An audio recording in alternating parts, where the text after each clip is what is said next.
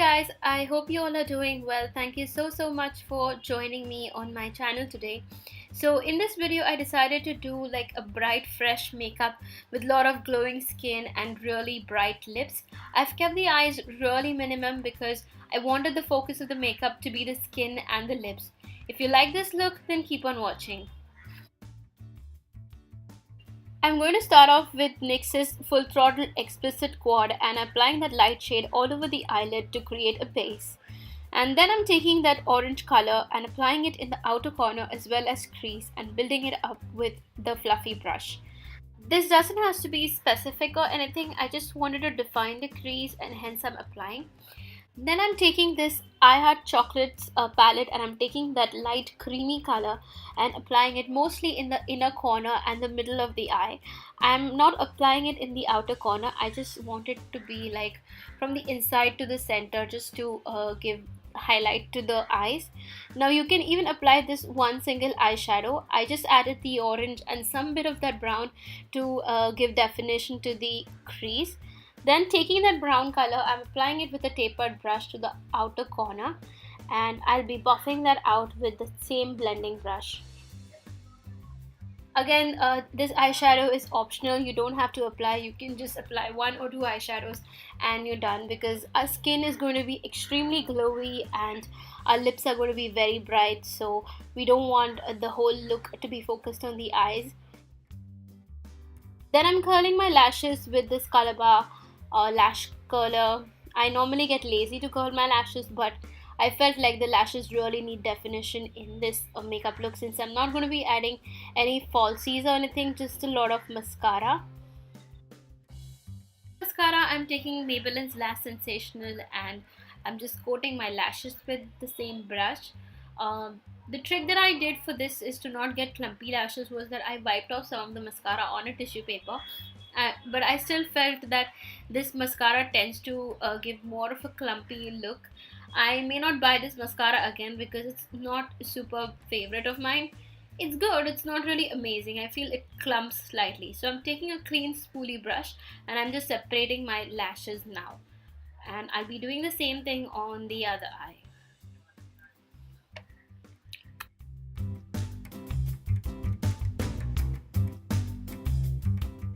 I'm taking a Q-tip and just cleaning my lower waterline with it, and with Maybelline's Colossal KAJAL in Super Black, I'm tightlining my upper waterline.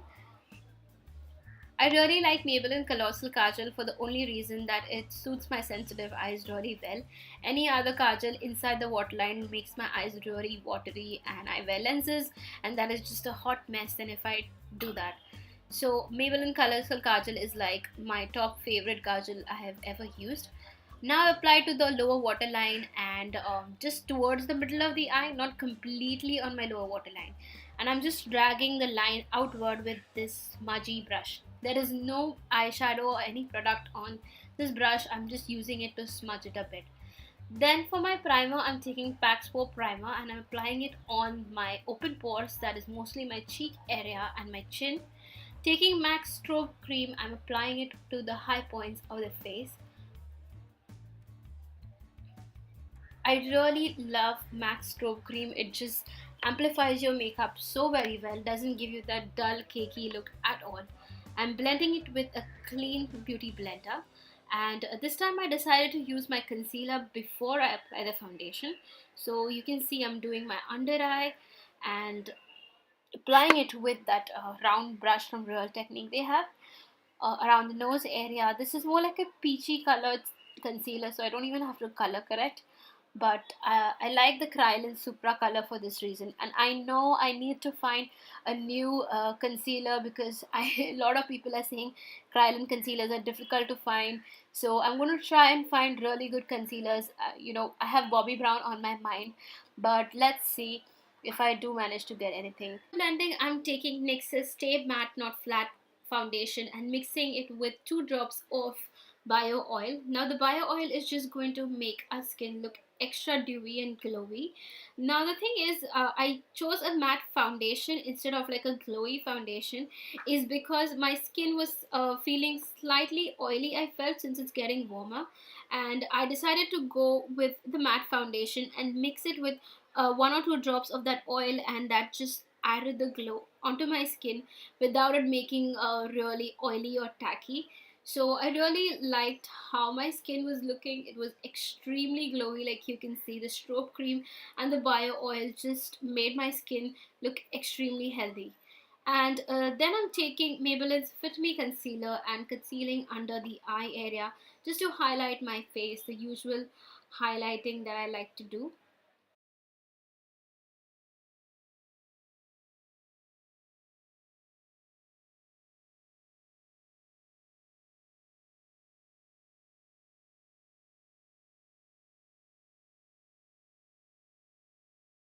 I'm going to blend all of that concealer with PAX's Mini Beauty Blenders.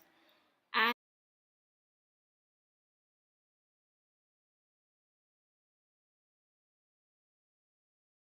to set that concealer, I'm taking NYX's HD Finishing Powder in Banana.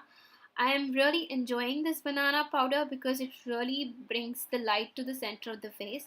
I am not baking my face, I'm just setting it with this powder. I feel baking is not for me. And then I'm taking NYX's hashtag no filter powder and just setting it with this tulip shaped brush, and I'm just going to be dabbing it on instead of like rubbing onto my foundation because I don't want my brush to pick up the foundation and then that would just look weird. So very little powder and just go in tapping motion all over the face to set your face completely, and you can see it has not even taken away the glow on my face. To highlight the inner corners of my eyes, the inner waterline and the corner, I'm using Diana of London's Nude pencil, and I'm not going to be going over the black color which I applied, the black kajal in the outer corner. Like you can see that the black kajal ends right at the center of the eye, and I did go onto the lash line a little bit. Taking that clean brush again, there is no eyeshadow or anything on it, and I'm just going to smudge that kajal in the outer corner just to make it look more diffused out.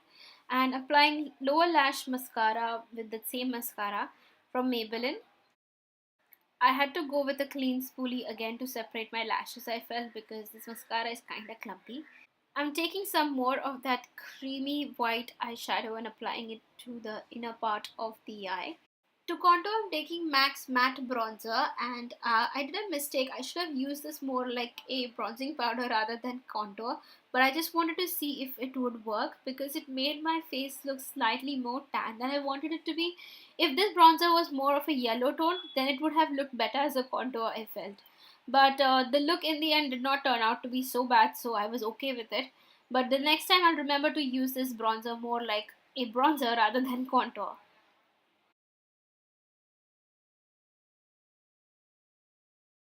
Highlight my face, I'm taking Makeup Revolution's Ultra Pro Glow palette, and using those shades I'm going to be applying it to all the high points of my face. I even applied highlighter above the brow bone because I just felt like, and my skin looked extremely glowy because of that.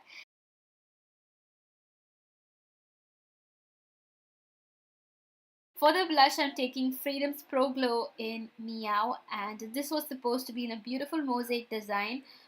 But thanks to our Indian Postal Services, it appeared all broken and I had to fix it with a rubbing alcohol. Then after that, I'm going to be contouring my nose with my contour brush, and I'm blending it out with my fingers and the brush as well.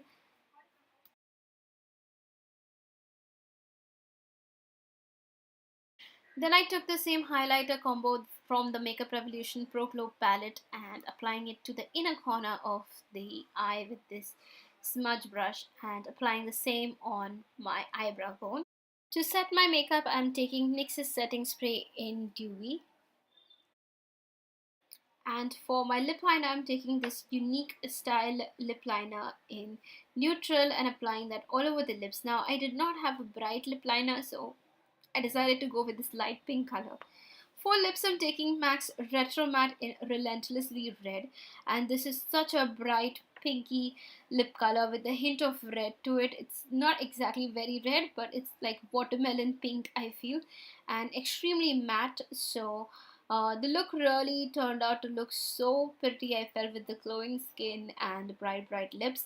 So I thought of taking like a break from the neutral lips that I've been using a lot these days, and I think this is the first time I've applied Relentlessly Red after buying it. And I used to just try it on at home, and I used to think that this color is not for me, but clearly I really liked how it pulled the whole look together.